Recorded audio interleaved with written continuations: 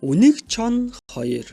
Үнэг чон 2 явж байгаад гүзээ шар тос олжээ. Чон олсон тосоо тэнцүүхэн хувааж идэхийг завдтал үнэг энэ тосыг энд идэхэд зохисгүй юм а. Хүн амьтны хөлөөс зайдгүй өндөр уулан дээр аваачиж идий. Харин яаж аваачих вэ?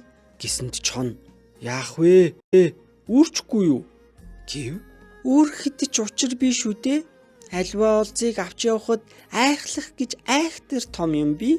Үнэг минь тэгвэл би үүрий. Чи айхэл? За тэгхээс дээ гэд чон нь тосоо өрүүлж өөрөө араас нь уртаар амьсгаад нь дагаж явсаар өндөр уулан дээр гарчээ. Чон тосоо хувааж идэх гэтэл үнэг чон минь ийм жаахан тосыг бит хоёр хувааж идээд яах вэ? Аманд ч үгүй, хамарт ч үгүй дими. Хин ах маань л идий. Чи хэдэн настай вэ?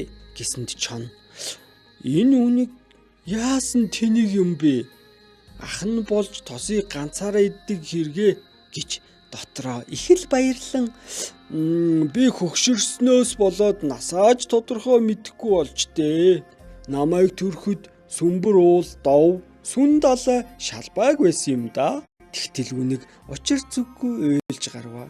Үнэгч надад мэхлэгдэж хорондоо уйллаа да гэж бодоод улам баярлаж гинэ.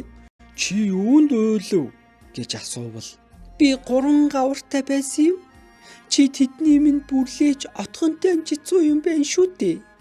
Би тэр мөнхүүгээ санаад уйлж байна. Чон ичсэндээ сэмхэн яваад өгчээ. Ингэж аргад үнэг залилж гүзээ тосыг ганцаараа цадтал идэж гинэ.